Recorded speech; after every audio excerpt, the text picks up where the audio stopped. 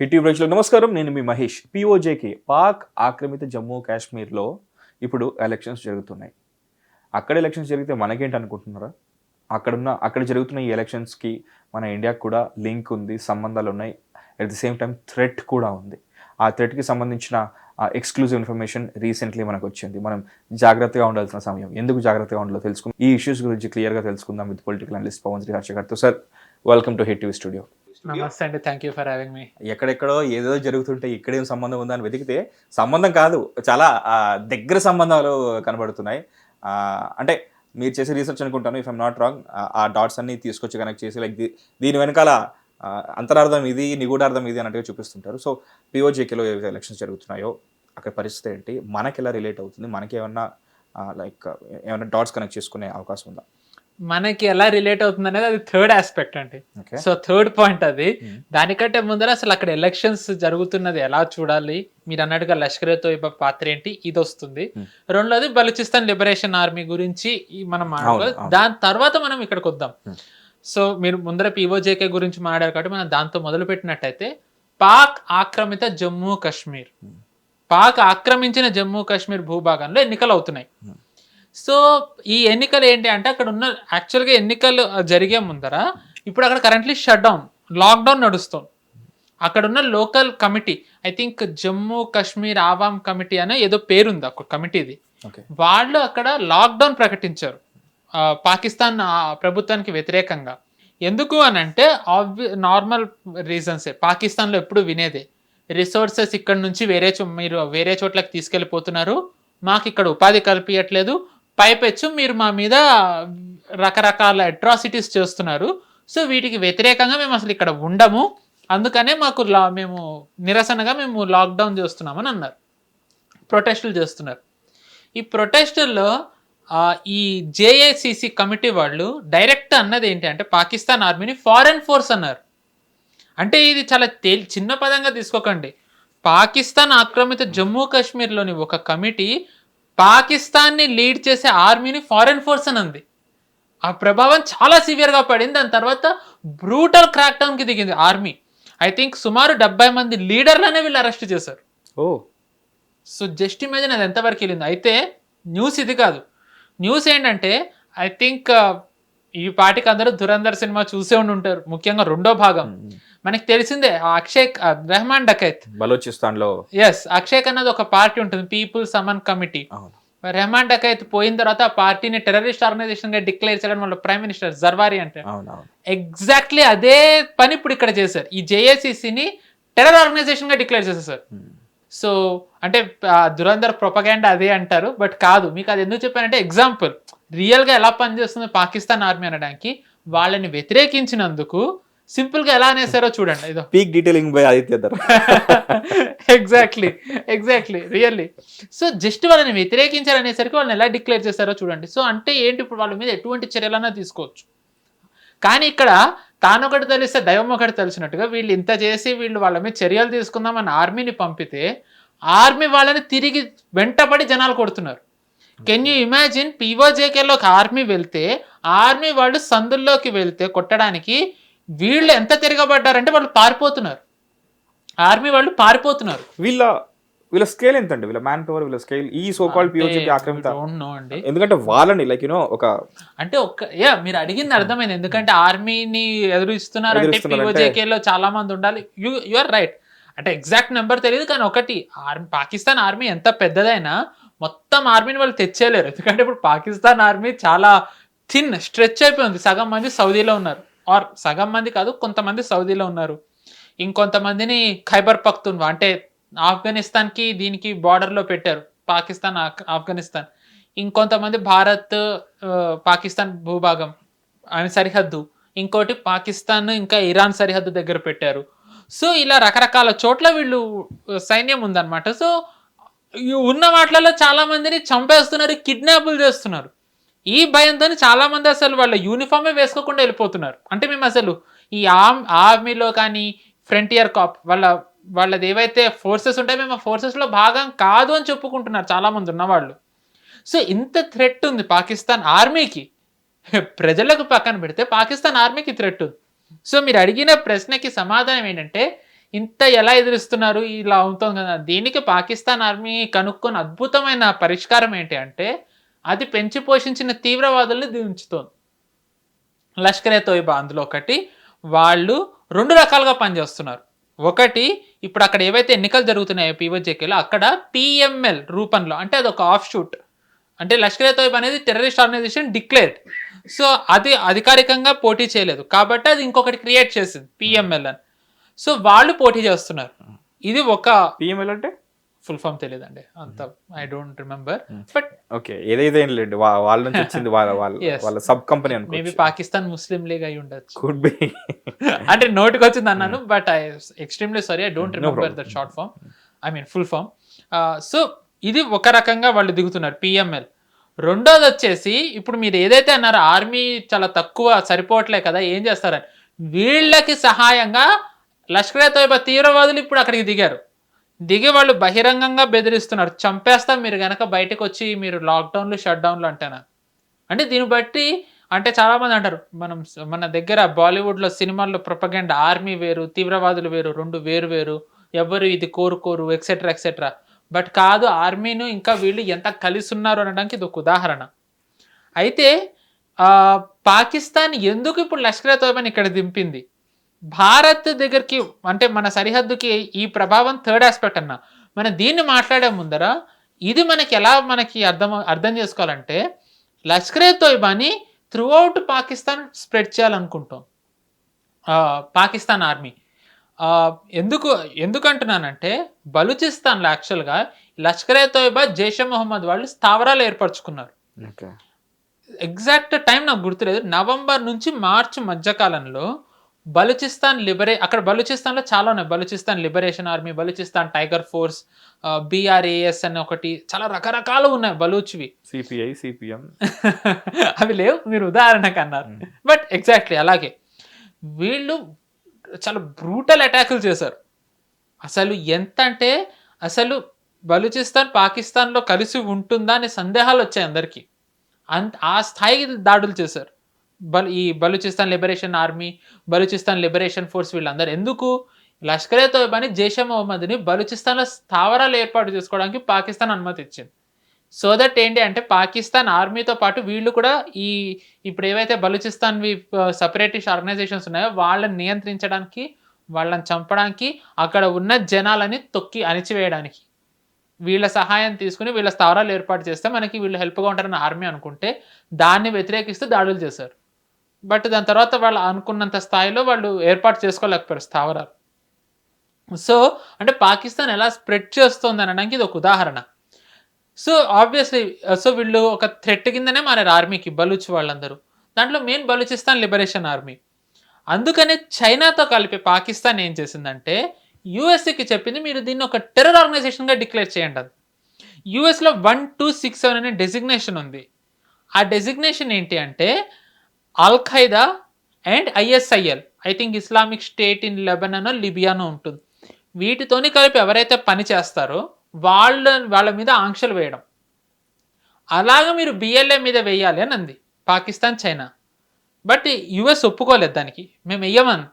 కానీ ఇక్కడ పాకిస్తాన్ కుట్ర ఏంటి అంటే BLA మీద వేస్తే అది BLAతో ఆపకుండా మనకి అంటిద్దాం అనుకుంది. ఎందుకంటే పాకిస్తాన్ తరచూ చేసే ఆరోపణ ఏంటంటే Baloch liberation army, Baloch liberation force వీళ్ళందరికీ ఫిత్రతుల్ హింద్ అనో ఏదో పేర్లు పెట్టి ఇవన్నీ భారతే వీళ్ళకి ఆయుధాలు సరఫరా చేస్తుంది, భారతే సహాయం చేస్తుంది అనే ఆరోపణ చేస్తూ ఉంటుంది పాకిస్తాన్. సో అంటే ఏంటి, ఇప్పుడు వీళ్ళు గనక ఈ 1261 అల్ ఖైదాది రిలేటెడ్ శాంక్షన్లు గనక పెట్టినట్టయితే భారత్ మీద కూడా ఆంక్షలు పడతాయి. భారత్ మీద కూడా అంటే భారత్ ఒక టెర్రర్ స్టేట్ కింద డిక్లేర్ చేసి ఆ టెర్రరిస్టులకు సాయం చేసే స్టేట్ కింద డిక్లేర్ చేసి శాంక్షన్స్ వేయిద్దాం అనుకుంది. మనము ట్రంప్ టారిఫ్లు విధించిన తర్వాత అందరం అన్నారు ఈ టారిఫ్ శాంక్షన్లు ఒకటే ఏముంది, వీళ్ళు ఓవర్కమ్ 99లో వచ్చింది కదా అది ఇది అని. టారిఫ్ నిజానికి ఏంటి, యుఎస్ వేసింది, మాకు మీరు ఏమన్నా నమ్మాలి అనుకుంటే మీరు ఇంత ఎక్స్ట్రా కట్టాలని అంతే. కానీ శాంక్షన్ అంటే ఏంటి, మేము ఈ దేశం మీద ఇవి పెట్టాము, ఎవ్వరూ వీళ్ళతోని చేయకూడదు, మీరు చేసినట్టయితే మీ మీద కూడా శాంక్షన్స్ పెడతాం. ఇప్పుడు మనం ట్రంప్ ఏదైతే టారిఫ్లు వేశాడో మనం యుఎస్కి అమ్మలేని పరిస్థితిలో ఉన్నాం కాబట్టి దానికి ప్రత్యామ్నాయాలు వెతుక్కున్నాం. ఐ థింక్ యూరోపియన్ యూనియన్ కానివ్వండి, సౌత్ అమెరికా కానివ్వండి, ఆస్ట్రేలియా, న్యూజిలాండ్, గల్ఫ్ దేశాలు, ఫ్రాన్స్ రష్యా, యూరోప్, ఫ్రాన్స్, ఇలా అన్ని శాంక్షన్స్ గనక పడితే వీళ్ళెవరు కూడా మనతోని వ్యాపారం చేయరు. ఎందుకంటే వీళ్ళు మనతోని వ్యాపారం చేస్తే యుఎస్ వీళ్ళతో వ్యాపారం చేయదు కాబట్టి. ఓకే. సో అంటే మన ఎకానమీకి అది ఎంత దెబ్బ తగులుతుంది?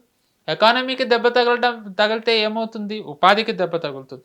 ఉపాధికి దెబ్బ తగిలితే ఏమవుతుంది? ఇన్ఫ్లేషన్ పెరుగుతుంది. అంతిమంగా జాబ్ లాస్, అన్ఎంప్లాయ్మెంట్ వెళ్తే ఇక్కడ ఒక chaos. నిత్యావసరాల ధరలు కూడా పెరుగుతాయి. నిత్యావసర- ఆఫ్ఘనిస్తాన్ లో ఏం జరుగుతుందో మనకు తెలుసు, ఇరాన్ లో ఏం జరుగుతుందో మనకు తెలుసు, వాళ్ళ మీద ఉన్న సాంక్షన్స్ తో వాళ్ళ Exactly. కరెన్సీ వాల్యూ ఎంత పడిపోయిందో మనకు తెలుసు. Bullseye correct. సో దానివల్ల జనాల్లో ఏమవుతుంది? వ్యతిరేకత వస్తుంది. వ్యతిరేకత వస్తే ప్రభుత్వాన్ని, రెజ్యూమే చేంజ్ అది పాకిస్తాన్, చైనా అనుకున్నవి. సో పాకిస్తాన్కి ఇదంతా ఇది కుట్రే, ఓకే, ఇది ఎప్పుడు అనుకునేది. బట్ చైనా ఎందుకు వచ్చింది అంటే, చైనా ఇప్పుడు ఎకనామికల్లీ బాగాలేదు. ఎంతమంది, నేను మీతో తరచూ అంట, చైనా ఇక్కడ గెలుస్తుంది యుఎస్ విషయంలో అంటే, నేను అన్నా యుఎస్ విషయంలో చైనా గెలవటం లేదు, యుఎస్ విషయంలో చైనా గెలవట్లేదు, చైనాకి సెట్ బ్యాక్ అన్నా. సో చైనాకి ఇప్పుడే మనకి కిందటి వారం ఫ్రైడేనో సాటర్డేనో వచ్చిన ఎకానమీ ఇది జీడిపి గ్రోత్లో మనం 7.7% 5% గ్రోత్ మనం చూపిస్తే చైనా 4%లో ఉంది. చైనా 4% గ్రోత్లో ఉంది. అండ్ ఏదైతే మనం సెమీ కండక్టర్స్ చైనా మీద ఆధారపడతామో అవి మనమే మ్యానుఫ్యాక్చర్ చేసుకుంటున్నాం. ఇఫ్ నాట్ ఆల్, మనం ఒక అడుగు వేసాం, బేబీ స్టెప్స్, ఇంకా చాలా అడుగులు వేయాలి, బట్ అట్లీస్ట్ ఒక అడుగు ముందరికి వేసాం చైనాకి ప్రత్యామ్నాయంగా ఎదిగే ప్రయత్నంలో. చైనా +1 అంటే చైనా కాకుండా వేరే దేశాల్లో కూడా మ్యానుఫ్యాక్చరింగ్ పెట్టాలని సంస్థలు, వేరే సంస్థలు ఏవైతే అనుకుంటున్నాయో ప్రపంచ దేశాలకి ఒక ప్రత్యామ్నాయంగా మనం కూడా కనిపిస్తున్నాం. సో అంటే ఇవన్నీ చేయండి. ముఖ్యంగా ఇది కాకుండా ఇది కూడా మనం చర్చించాం గత కొన్ని ఎపిసోడ్స్ క్రితం. చైనాకి ఏదైతే దేశాలను ఆక్రమించుకోవాలనుకుంటుందో, ఇండోనేషియా, ఫిలిప్పీన్స్, వియత్నాం, వీటికి మనం ఆయుధాలు సరఫరా చేస్తున్నాం. రీసెంట్లీ బ్రహ్మోస్ సో డీల్ చేసాము. ఎగ్జాక్ట్లీ. సో ఏంటి, మనం చైనాని నిలువరించడం, చైనాకి ప్రత్యామ్నాయంగా ఉండడం, చైనా కంటే ఎక్కువగా ఎదిగే ప్రయత్నాల్లో మనం ఉన్నాం. సో చైనా ఖచ్చితంగా ఇది ఒప్పుకోదు. అందుకనే పాకిస్తాన్తో కలిపి ఇది చేసింది. అండ్ దీంట్లో 1 bird 2 shots కిందన ఇంకొకటి ఏంటంటే, బలూచ్ని కనుక చేసినట్టయితే చైనాకు వచ్చే అడ్వాంటేజ్ ఏంటి అంటే, జింగ్పింగ్కి పెట్ ప్రాజెక్ట్ ఒకటి ఉంది, BRI, belt and road initiative. Okay. అదేంటంటే మనకి ఐమెక్ లానే వాళ్ళకి BRI అంటే ప్రపంచ దేశాలన్నిటికీ ఒక ఎకనామిక్ వే అనమాట, గేట్వే. చైనా ప్రపంచ దేశాలకు వెళ్ళడానికి. దాంట్లో పాకిస్తాన్ నుంచి వెళ్ళేదాన్ని CPEC కారిడార్ అంటారు, చైనా పాకిస్తాన్ ఎకనామిక్ కారిడార్. అది BRIలో భాగం.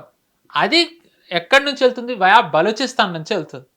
సో బలూచిస్తాన్ వాళ్ళు ఇప్పుడు ఏవైతే పేర్లు చెప్పానో, బలూచ్ లిబరేషన్ ఆర్మీ కానివ్వండి, బలూచ్ లిబరేషన్ ఫోర్స్, ఎక్సెట్రా, వీళ్ళందరూ పాకిస్తాన్ వాళ్ళని చంపడమే కాకుండా చైనా వాళ్ళ మీద కూడా దాడులు చేశారు.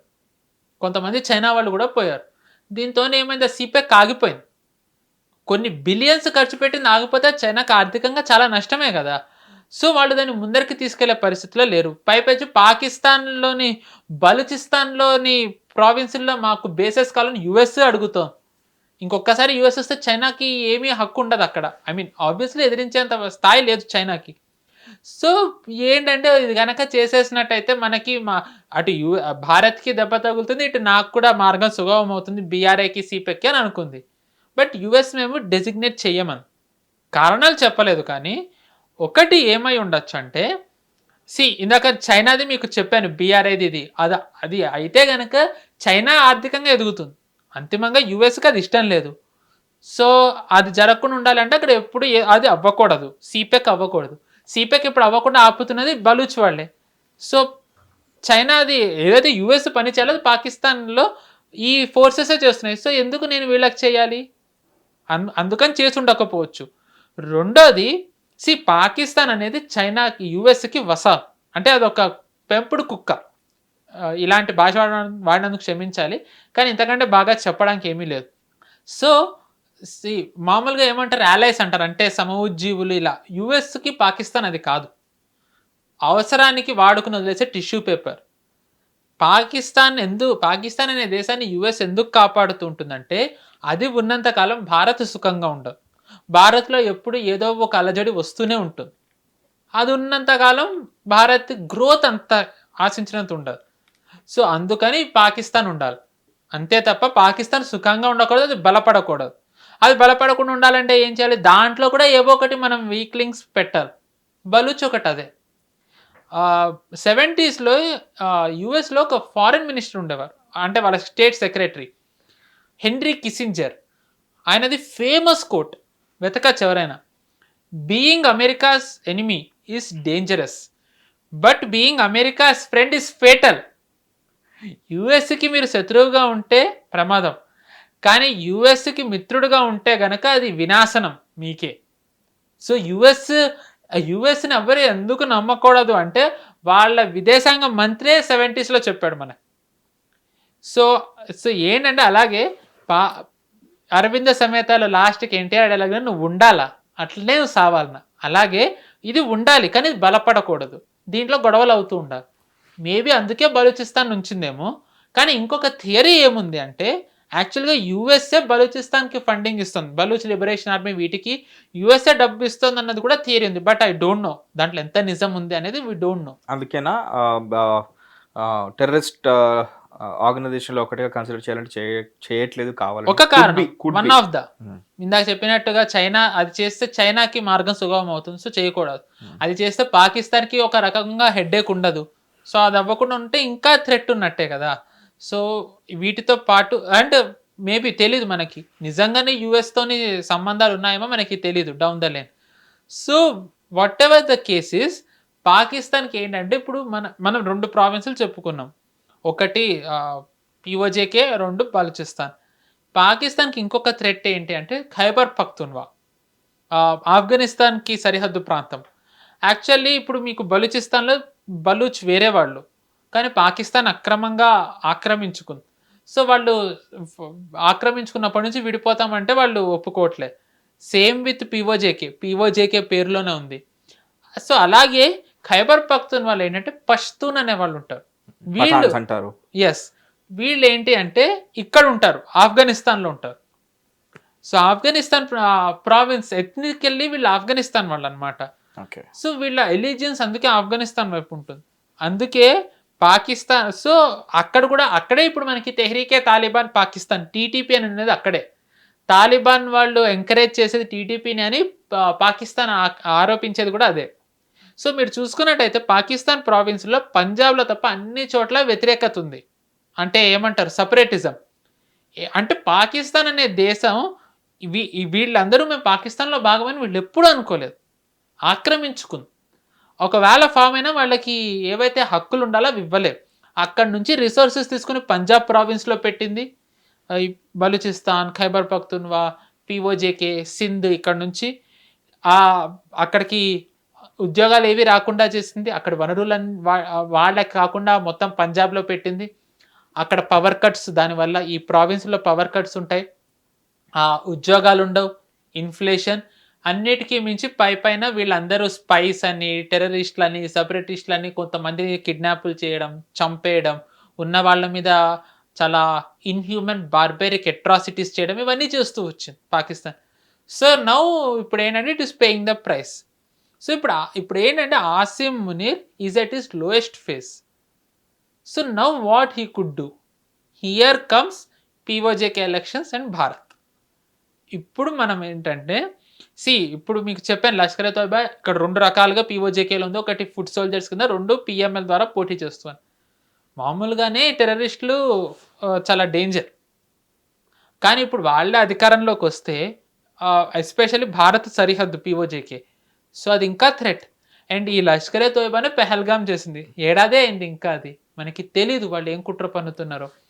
ఐ థింక్ లాస్ట్ వీక్ ముందు వీక్ కూడా మనం మాట్లాడుకున్నాం అనుకుంటే ఇక్కడ సుమారు 500 మంది లష్కరే తోయిబా టెర్రరిస్టులు ఇప్పుడు పిఓజేకేలో ఉన్నారు, సిద్ధంగా ఉన్నారు ఇటువైపు రావడానికి. 500 మంది ఉన్నారన్న వార్తలు ఉన్నాయి, నిఘా వర్గాలు చెప్పాయని ఉంది, open source intelligence. So normal టెర్రరిస్టులే ఇంతమంది ఇలా రెడీగా ఉన్నారంటే వాళ్ళు అధికారంలోకి వస్తే గాడ్ నోస్ ఎంత థ్రెట్. సో ఇది మనకున్న threat. So now Asim Munir ఏంటంటే తను మీరు ఇప్పుడు మీకు చెప్పాను ఎలాంటి థ్రెట్ ఉందో ఆసిమ్ మునీర్కి. ఎందుకంటే ఇప్పుడు ఇక్కడ వీళ్ళందరికీ అసంతృప్తి వల్ల ఇప్పుడు వీళ్ళు ఆబ్వియస్లీ ఏంటి విడిపోవాలంటే వీళ్ళకున్న మెయిన్ అడ్డంకి ఏంటి, పాకిస్తాన్ ఆర్మీనే, వాళ్ళే విడిపోవడానికి ఒప్పుకోవట్లేదు, వాళ్ళే అందరిని అణచివేస్తున్నారు. దాన్ని లీడ్ చేస్తున్నారు ఆసిమ్ మునీర్. అందుకే మీరు చూసుకుంటే పీఓజేకేలో కానీ ఖైబర్ పఖ్తూన్వాలో, బలూచిస్తాన్లో ఆసిమ్ మునీర్ని చంపుతామంటారు, చంపేస్తాం ఆసిమ్ మునీర్ని అంటారు. దీనికి ఒక కారణం ఏంటి అంటే, పాకిస్తాన్లో అందరూ రాడికల్సే, దాంట్లో ఎటువంటి సందేహము లేదు మనకి. కానీ ఆసిమ్ మునీర్ అంటే కంప్లీట్ డిఫరెంట్ లెవెల్ రాడికల్. అంటే ఆర్మీలో ఇప్పుడు ఎవరెవరు ఆర్మీ చీఫ్ అయినా వాళ్ళు ఫస్ట్ ఆర్మీ చీఫ్, సెకండ్ ముల్లా, ఇస్లామిక్ ముల్లా. కానీ మునీర్ రివర్స్, మునీర్ ఫస్ట్ ముల్లా, సెకండ్ ఆర్మీ చీఫ్. ఒక ముల్లాన్ని ఆర్మీ చీఫ్ వేషం వేస్తే మునీర్ అని అంటారు.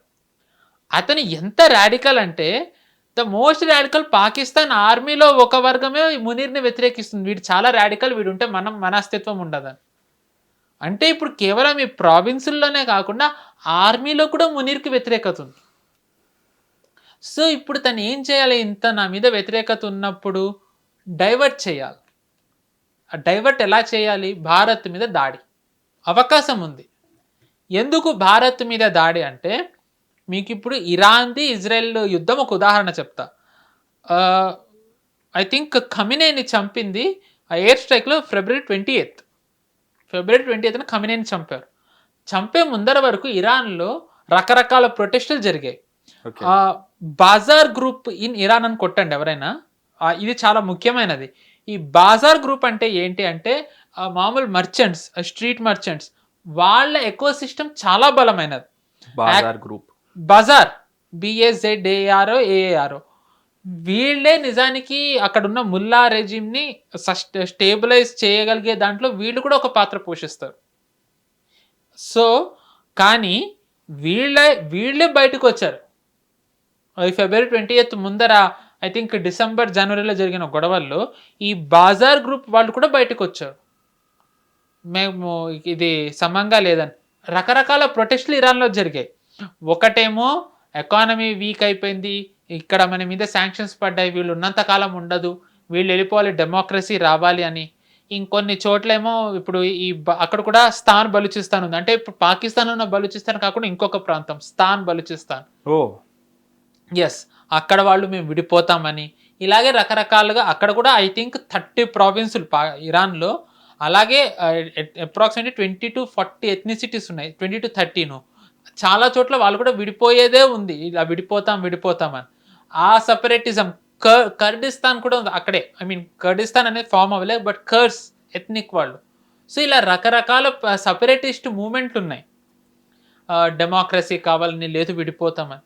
ఎప్పుడైతే 28న ఖమినేని చంపేశారో ఇవన్నీ సైలెంట్ అయిపోయాయి. ఏంటంటే నేషనలిజం వచ్చేసింది.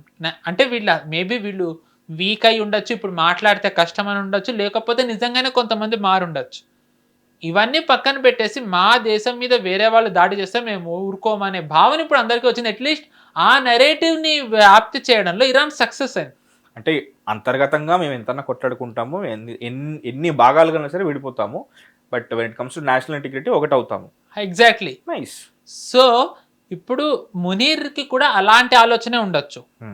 సో ఇప్పుడు లాస్ట్ టైం పెహల్గాం చేసినందుకే ఆల్మోస్ట్ పాకిస్తాన్ ముక్కలు చేసేంత వరకు మనం వెళ్ళాం. ఇన్ కేస్ ఈసారి చేస్తే గనక 100% చేయగలం ఈసారి మనం. I don't think we will stop ఈసారి. బట్ అది గనక జరిగే ముందర ఏమవుతుంది, మనం చేసే దాడుల వల్ల మేబీ మునీర్ ఆలోచన ఎలా ఉండొచ్చు అంటే, పాకిస్తాన్ మళ్ళీ యునైట్ అవ్వచ్చు. అవుతుందా అవ్వదా అనేది పక్కన పెట్టండి. ఎవరితో అంటే మొత్తం ఓవరాల్ పాకిస్తాన్. ఇప్పుడు ఎలా అయితే నేను మీకు ఇరాన్ ఒక ఉదాహరణ చెప్పాను, సపరేటిస్ట్ అయిపోవాలి అనుకునే వాళ్ళు, డెమోక్రసీ కావాలి అనుకునే వాళ్ళు, ఖమినేని చంపేసిన తర్వాత వాళ్ళందరూ మౌనం బ్యాక్ సైడ్ వెళ్ళిపోయారు. సో ఫస్ట్ నేషనలిజం వచ్చేసింది. అలాగే భారత్ మీద దాడి చేస్తే, భారత్ తిరిగి ప్రతిదాడి చేస్తే తన మీద ఉన్న వ్యతిరేకత, పీఓజేకేలో ఉన్న అన్రెస్ట్, ఖైబర్ పఖ్తూన్వాలో ఉన్న అన్రెస్ట్, బలూచిస్తాన్లో ఉన్న అన్రెస్ట్ సైలెంట్ అయిపోతుంది.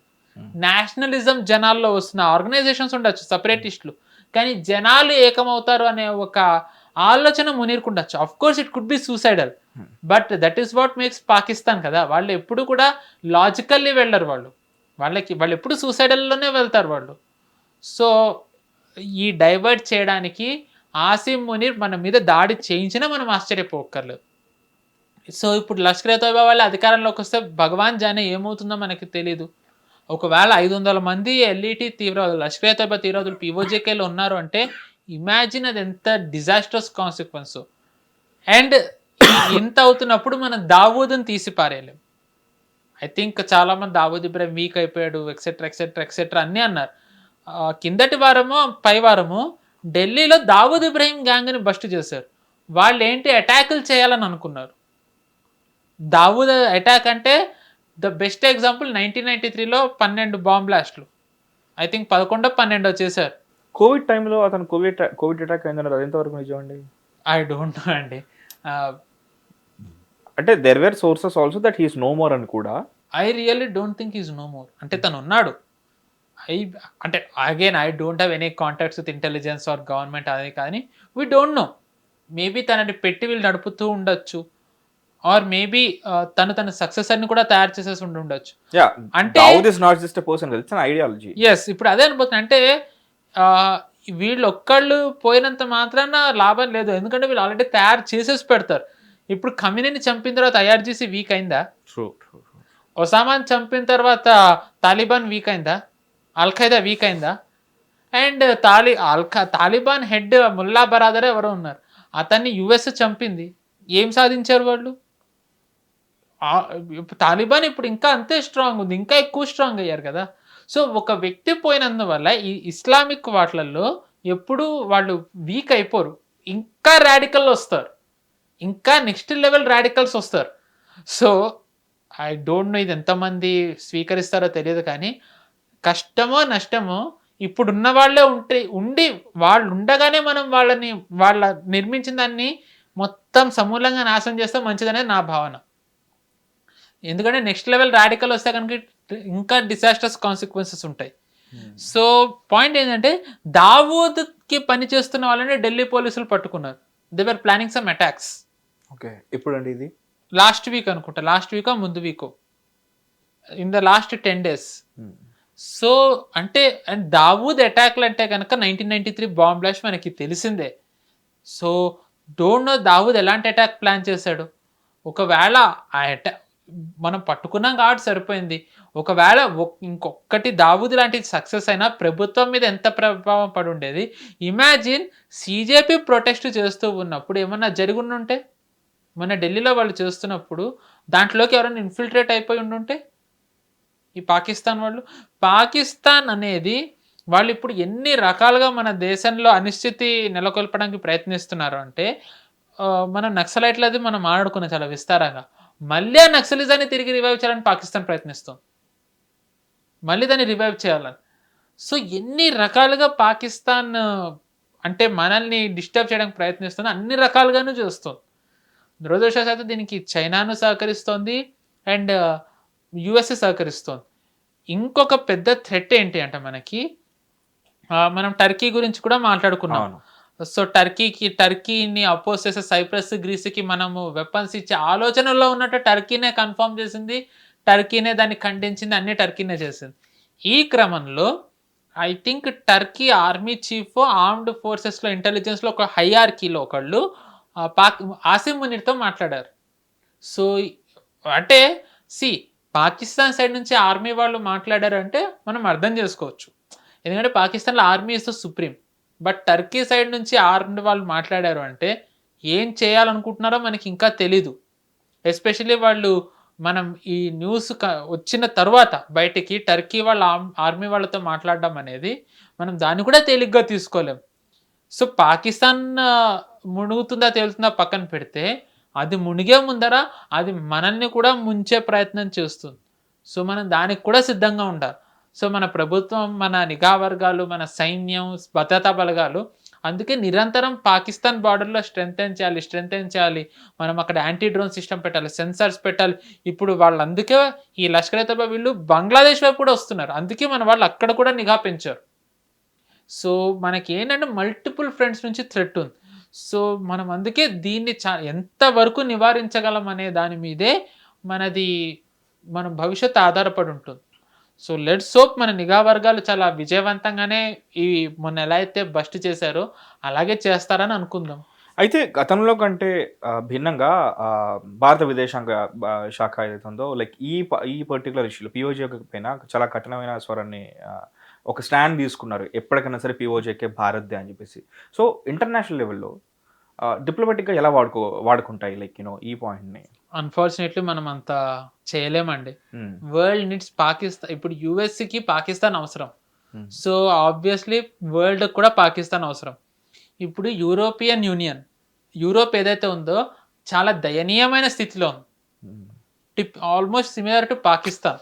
అఫ్ కోర్స్ వాళ్ళకి కాకపోతే ఆటాలు తిండి దొరుకుతుంది, కానీ కోవిడ్ తర్వాత నుంచి వాళ్ళు కూడా major European economies Germany, France, Italy ఇవేవైతే ఉన్నాయో వీళ్ళందరూ ఆర్థికంగా చాలా నష్టాల్లో ఉన్నారు. వాళ్ళు అందుకే వాళ్ళు మార్కెట్ వాళ్ళ ఎకానమీని రివైవ్ చేసుకోవడానికి మనతో ఫ్రీ ట్రేడ్ అగ్రిమెంట్ చేసుకునే ప్రయత్నాల్లో ఉన్నారు. ఇంత జరుగుతూ ఉన్నా మొన్న యూరోపియన్ యూనియన్ కమిషన్ నుంచి ఒకళ్ళు పాకిస్తాన్ వెళ్ళి కశ్మీర్ విషయంలో మనకి వ్యతిరేకంగా స్టేట్మెంట్ రిలీజ్ చేశారు. వాళ్ళు మనది అంటే రష్యా యుక్రెయిన్ని మనది కశ్మీర్ది ఈక్వేట్ చేసేసారు. అంటే రష్యా ఎలా అయితే యుక్రెయిన్ మీద దాడి చేసి ఆక్రమించుకుంటుందో అది మనం కశ్మీర్లో చేస్తుంది ఒకటే అన్నట్టుగా వచ్చేలా యూరోపియన్ యూనియన్ వాళ్ళు స్టేట్మెంట్ రిలీజ్ చేశారు. వాళ్ళ అడాసిటీ చూడండి. వాళ్ళు బతకడానికి మనతోని వ్యాపారం చేయాలనుకునే వాళ్ళు మళ్ళీ మనకే వ్యతిరేకంగా పాకిస్తాన్ వెళ్ళి స్టేట్మెంట్లు ఇస్తున్నారు. అంటే ఒకటి యూరోపియన్ యూనియన్లో కూడా ఏంటంటే కొంతమంది చైనాకి పనిచేసే వాళ్ళు ఉంటారు, కొంతమంది యూఎస్కి పనిచేసే వాళ్ళు ఉంటారు. How good are we with Europe? మనం చాలా ట్రేడ్ డీల్స్ కూడా కొన్ని సైన్ చేసాము. అంటే మనతో ఇలా ఉండి మళ్ళీ అక్కడ ట్రంప్లా బిహేవ్ చేయడం వీళ్ళు కూడా. అంటే మనం ఇప్పుడు వీళ్ళు ఎవరన్నా వస్తే వద్దు చెయ్యొద్దు అనే పరిస్థితిలో మనం లేమండి. So we have to grow. Let me give you one example. అంటే ఇప్పుడు చాలా మందికి ఏంటంటే మనం చేతకాని వాళ్ళం, చావలేని వాళ్ళం, ఇలా అందరూ అనుకునే వాళ్ళకు ఒక ఉదాహరణ ఏంటి అంటే చైనా. మావో అందరికీ తెలుసు. మావో నిజానికి డిజాస్టర్స్ ఎకనామిక్ పాలసీస్ మావోవి. మావో తీసుకున్న ఏ పాలసీను సక్సెస్ అవ్వలే. తను ఒక డిజాస్ట్రస్ చైనాని వదిలేసి వెళ్ళాడు. అయితే దాని తర్వాత మావో తర్వాత వచ్చిన అతని పేరు డెంగ్ జియాపింగ్. డెంగ్ జియాపింగ్ ఏంటంటే ఎకనామిక్ రిఫార్మ్స్ తీసుకొచ్చాడు. డెంగ్ జియాపింగ్ ఎస్, తను ఎకనామిక్ రిఫార్మ్స్ అంటే చైనాని ప్రపంచంలో అంటే ఇప్పుడు ఏదైతే మనం చైనా చూస్తున్నామో ఆ చైనాకి నిజానికి ఒక రకంగా ఈ చైనా ఇలా ఉండడానికి కారణం డెంగ్ జియాపింగ్, తన ఎకనామిక్ రిఫార్మ్స్, ఆర్థిక సంస్కరణలు అంటారు. ఎగ్జాక్ట్లీ. మీరు చైనాకి రండి, పెట్టుబడులు పెట్టండి, మా లేబర్ని వాడుకోండి, ఎక్సెట్రా ఎక్సెట్రా ఎక్సెట్రా అన్ని. సో ఈ ప్రాసెస్లో ఏమైందంటే చైనాని అనేక రకాలుగా అవమానించారు. అంటే అసలు చైనా ఎదుర్కొని అవమానం లేదు చైనా, కానీ చైనా వాళ్ళు రిటాలియేట్ చేయలేదు. డెంగ్ జియాపింగ్ ఒక famous line, hide your strength, bide your time అన్నది ఏంటి అంటే సమాధానం ఇప్పుడు ఇచ్చే స్థితిలో నేను లేను, నేను సమాధానం కూడా ఇవ్వకూడదు. నా పని ఏంటంటే ఒక బలమైన చైనాని నిర్మిస్తే తర్వాత బలపడ్డ తర్వాత అప్పుడు ఉన్నారు చైనా పాలకులు సమాధానం ఇస్తారని అన్నాడు. సో మనం ఇప్పుడు ఆ పరిస్థితిలో ఉన్నాం. Hide your strength, bide your time. Okay, ఏంటంటే ఇప్పుడు మనం సమాధానం ఇచ్చే పరిస్థితిలో లేం. మనం అన్నీ గుర్తుపెట్టుకొని మనల్ని మనం బలపరుచుకునే టైంలో ఉన్నాం. సో కరెక్టే ఇప్పుడు, ఎందుకంటే మనకంటే చైనా బలమైనది, మనకంటే యుఎస్ బలమైనది, మనకంటే ఎక్కువ ప్రభావం చూపించగలిగే స్థాయిలో యూరోప్ ఉంది. మనకి ఈ మార్కెట్లు కావాలి. ఎప్పుడైతే మనం ఆత్మనిర్భర్ అవుతామో, ఎప్పుడైతే మనం ఆర్థికంగా బలపడతామో మనం సమాధానం ఇవ్వక్కర్లేదు, వాళ్ళు అనడానికే భయపడతారు. సో అప్పటి వరకు జరిగే అవమానాలన్నిటినీ గుర్తుపెట్టుకుని దిగమింగడమే మన పాలకులు చేయాల్సింది. ఆవేశాలకి పోయి మనం ప్రగల్భాలు పలికితే గనక వెధవలం అయ్యేది మనమే, నష్టపోయేది మన ప్రజలే.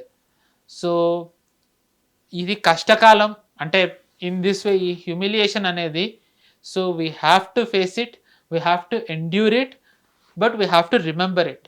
తర్వాత వచ్చేవాళ్ళు దీనికి సమాధానం వడ్డీతో సహా ఖచ్చితంగా ఇస్తారు. ఇచ్చే రోజు కూడా వస్తుంది.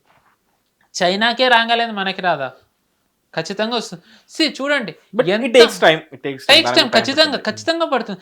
అంటే సెమీ కండక్టర్ అంటే బట్ అసాధ్యం అనుకున్నది సాధ్యం మన దేశంలో అయింది అనడానికి ఒక ఉదాహరణ.